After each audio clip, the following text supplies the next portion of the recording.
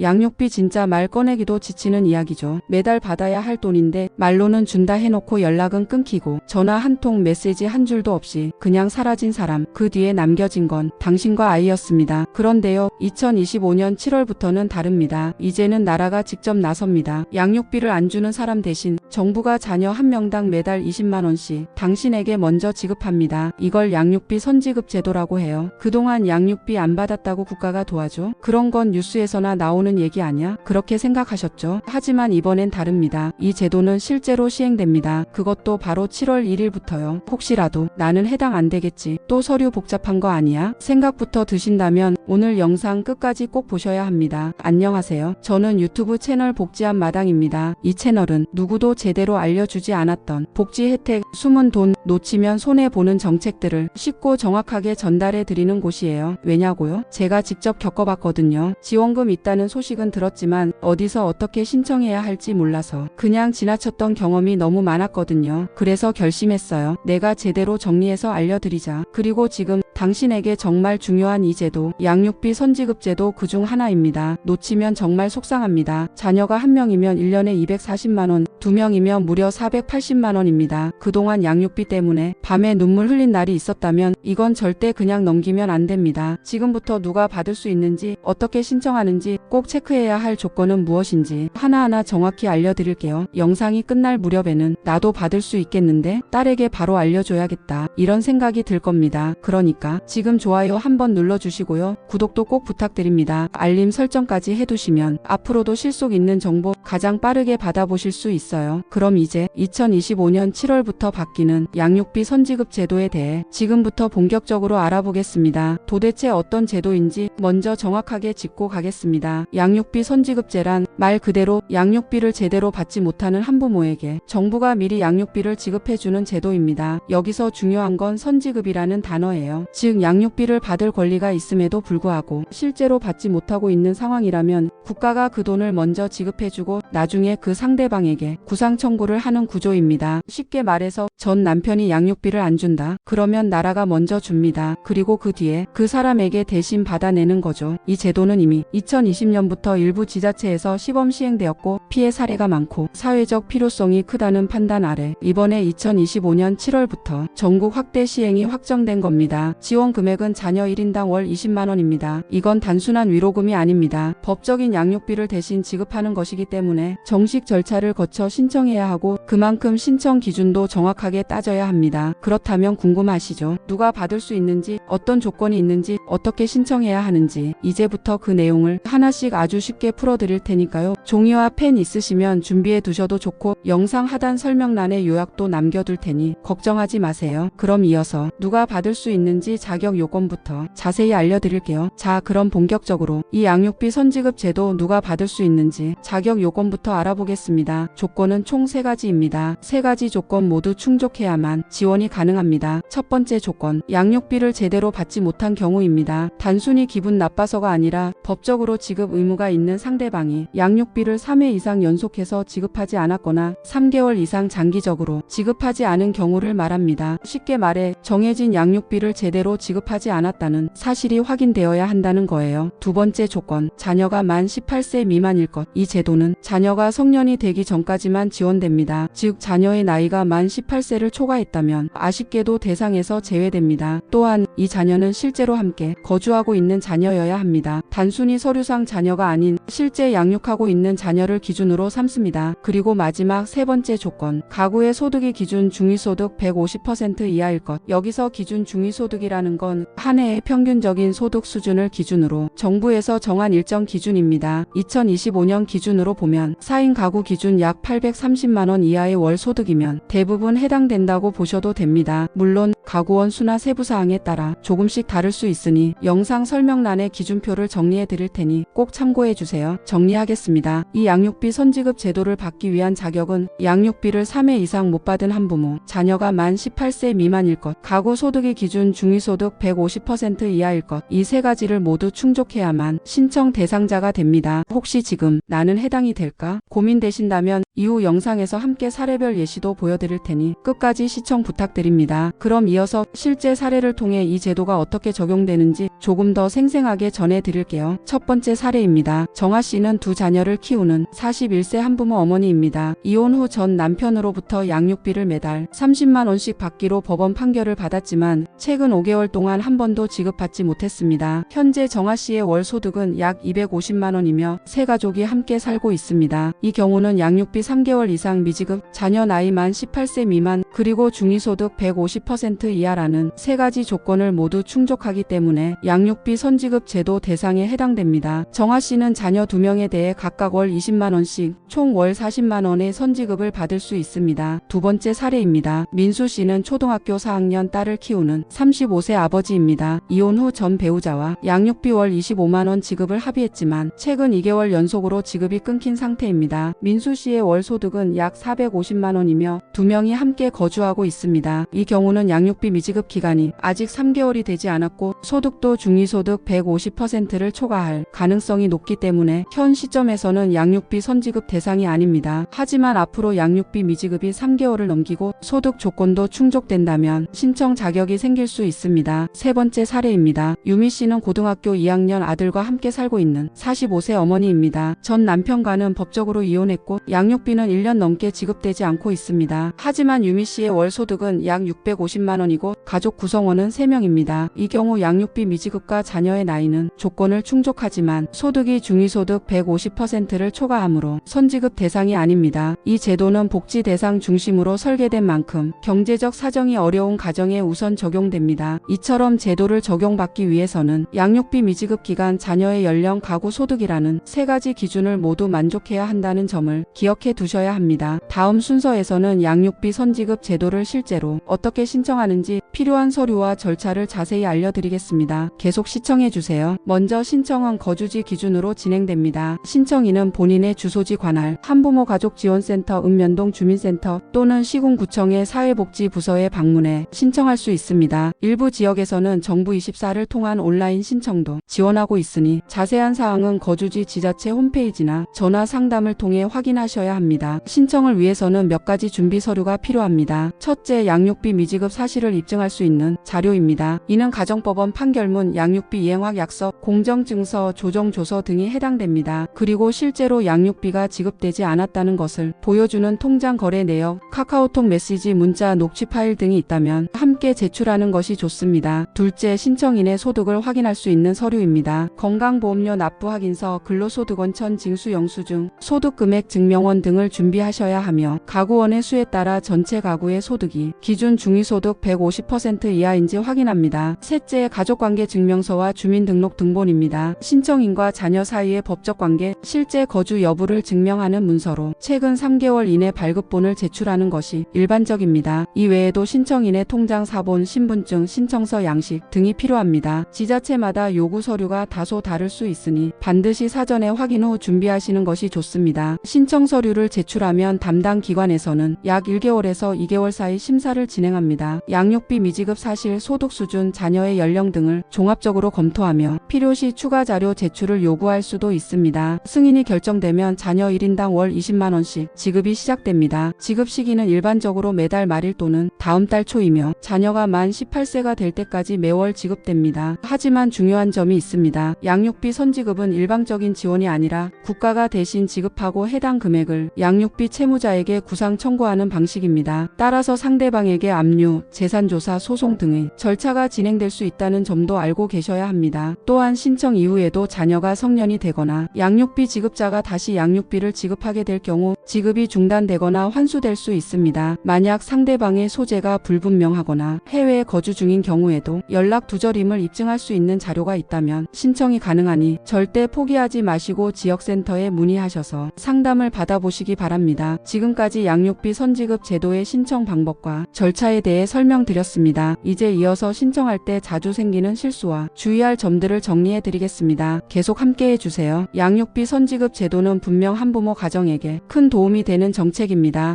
하지만 신청 과정에서 실수하거나 기준을 잘못 이해하면 신청이 거절되거나 지급이 지연되는 경우가 생길 수 있습니다. 지금부터는 신청 시 반드시 유의해야 할 3가지 핵심 사항을 알려드리겠습니다. 첫 번째, 양육비 미지급을 입증할 수 있는 서류가 부족하면 신청이 어렵습니다. 단순히 양육비를 안 줍니다 라는 말만으로는 충분하지 않습니다. 반드시 법원 판결문, 조정조서, 공정증서와 같은 공식적인 문서가 있어야 하고, 이와 함께 실제로 돈이 들어오지 않았다는 것을 증명할 수 있는 통장 거래 내역이나 문자, 통화 기록, 녹취 자료 등이 함께 제출되어야 합니다. 이 증거가 부족할 경우 신청이 반려되거나 보완 요청을 받을 수 있습니다. 두 번째, 소득 기준은 가구 전체 소득으로 판단된다는 점을 꼭 기억해야 합니다. 신청인의 소득만 보는 것이 아니라 함께 거주하는 가족 전체의 소득을 합산해서 계산합니다. 예를 들어 부모님과 함께 살고 있거나 성인 자녀가 소득이 있는 경우 그 소득도 포함되어 기준 중위소득 150%를 초과하게 될 수 있습니다. 소득 산정 방식은 지역마다 약간의 차이가 있을 수 있으니 상담을 통해 정확히 확인하는 것이 좋습니다. 세 번째, 신청이 승인된 후에도 정기적으로 자격을 재심사 받을 수 있습니다. 양육비 선지급 제도는 일시적인 지원이 아니라 최대 자녀가 만 18세가 될 때까지 계속되는 제도이기 때문에 중간에 자녀의 나이, 소득 상황, 양육비 지급 여부가 변동되면 지급이 중단되거나 금액이 조정될 수 있습니다. 따라서 지급이 시작된 이후에도 주소나 가족 구성, 소득이 변동되면 반드시 신고하셔야 합니다. 이처럼 양육비 선지급 제도는 큰 혜택이 있는 만큼 정확한 자격 조건과 신청 절차, 주의사항을 꼼꼼히 체크하셔야 합니다. 모르고 지나치면 손해를 보는 건 결국 우리 가정입니다. 양육비 선지급 제도는 생소한 제도이기 때문에 처음 신청을 준비하시는 분들은 궁금한 점도 많으실 겁니다. 지금부터는 실제로 가장 많이 들어오는 질문 5가지를 골라 정확하고 쉽게 설명드리겠습니다. 첫 번째 질문, 양육비 판결문이 없으면 신청이 안 되나요? 네, 현재 기준으로는 양육비를 법적으로 정한 근거가 있어야만 신청이 가능합니다. 즉, 가정법원의 판결문, 조정조서 또는 공정증서와 같이 양육비 액수가 명시된 법적 문서가 필요합니다. 만약 양육비를 그냥 말로만 합의했거나 문자로만 약속했다면 선지급 대상이 될 수 없습니다. 이럴 경우에는 먼저 법원에 양육비 청구 소송을 제기하거나 가사 조정 절차를 통해 법적 근거를 마련하셔야 합니다. 두 번째 질문, 상대방이 연락이 끊겼거나 해외에 있어도 신청이 가능한가요? 네, 가능합니다. 상대방이 해외에 거주 중이거나 연락이 되지 않는 경우에도 그 사실을 입증할 수 있다면 신청이 가능합니다. 예를 들어 해외 출입국 기록, 주민등록 말소 내역, 송달 불능 확인서, 경찰 신고 내역 등이 있다면 상대방과 연락이 불가능하다는 점을 증명할 수 있습니다. 다만 이 경우 심사의 시간이 조금 더 걸릴 수 있습니다. 세 번째 질문, 소득 기준은 세전인가요? 실수령액인가요? 소득 기준은 세전 소득 기준입니다. 즉, 월급에서 세금을 떼기 전 금액, 사업자의 경우는 총 수입에서 비용을 제한 과세소득 기준으로 계산합니다. 또한 건강보험료 납부액을 기준으로 환산하기도 하므로 건강보험료 고지서와 함께 실제 월 수입을 정확히 증빙하는 것이 중요합니다. 네 번째 질문, 자녀가 고등학교를 졸업했지만 만 18세가 아직 안 됐습니다. 신청 가능한가요? 가능합니다. 이 제도는 자녀의 학업 여부와 관계없이 자녀가 만 18세 미만인 경우에만 신청할 수 있습니다. 따라서 고등학교를 졸업했더라도 만 18세가 되지 않았다면 여전히 지급 대상입니다. 단 만 18세 생일이 지나면 그 달을 기준으로 지원이 종료됩니다. 다섯 번째 질문, 양육비를 일부라도 받고 있다면 선지급이 불가능한가요? 양육비를 일부만 받고 있는 경우라도 매달 정해진 금액보다 계속 부족하게 들어오거나 중간에 몇 달씩 지급이 누락된 경우라면 조건에 따라 일부 또는 전체에 대한 선지급 신청이 가능합니다. 다만 이 경우에는 반드시 합의된 금액이 얼마인지, 그리고 얼마만큼 지급이 누락되었는지를 통장 거래 내역 등으로 명확하게 입증해야 합니다. 지금까지 자주 묻는 질문 5가지를 정리해 드렸습니다. 이 영상이 여러분의 궁금증 해소에 도움이 되었기를 바랍니다. 지금부터는 전체 내용을 정리하며 마무리하겠습니다. 끝까지 시청해 주셔서 감사합니다. 오늘 영상에서는 양육비 선지급 제도에 대해 자격 조건부터 신청 방법, 실제 사례, 주의할 점, 그리고 자주 묻는 질문까지 하나하나 자세히 안내 드렸습니다. 양육비를 제대로 받지 못한 채 혼자 아이를 키우고 계신 많은 분들께 이 제도가 작은 위로이자 실질적인 도움이 되기를 진심으로 바랍니다. 혹시 이 영상을 보시는 분 중에 매달 통장 잔고를 확인하며 한숨 쉬셨던 분, 내가 왜 이런 고생을 해야 하나, 누구 하나 내 편은 없을까, 그렇게 혼잣말을 되내셨던 분이 있다면 이 말씀을 꼭 드리고 싶습니다. 당신은 잘하고 계십니다. 당신은 이미 충분히 버텨왔고 앞으로도 나아갈 자격이 있습니다. 세상은 아직 불완전하고 제도는 때로 느리고 복잡하지만 국가가, 그리고 우리가 당신의 곁에 서기 위해 이렇게 한 발 더 나아가고 있습니다. 있습니다. 양육비 선지급 제도는 그냥 돈을 주는 제도가 아닙니다. 부모의 책임을 끝까지 묻고 아이의 권리를 포기하지 않겠다는 사회의 약속이자 선언입니다. 이 제도를 통해 누군가는 다시 숨을 돌릴 수 있고 누군가는 아이와 함께 따뜻한 저녁 한 끼를 먹을 수 있습니다. 그리고 누군가는 나도 괜찮은 부모야. 나 혼자만 고생하는 게 아니었어. 그렇게 위로를 받을 수 있을지도 모릅니다. 혹시 오늘 영상이 도움이 되셨다면 이 정보가 더 많은 분들께 전해질 수 있도록 지금 이 순간 좋아요와 구독 버튼 눌러주시고 알림 설정도 함께 부탁드립니다. 여러분이 영상 하나를 시청하고 좋아요를 누르는 그 작은 행동이 어딘가에 있는 또 다른 부모님에게 큰 도움이 될 수 있습니다. 앞으로도 이런 따뜻하고 실질적인 정보를 꾸준히 전해드릴 수 있도록 노력하겠습니다. 시청해주셔서 진심으로 감사합니다. 당신의 하루가, 당신의 가족이 내일은 조금 더 가벼워지고 따뜻해지기를 진심으로 응원합니다.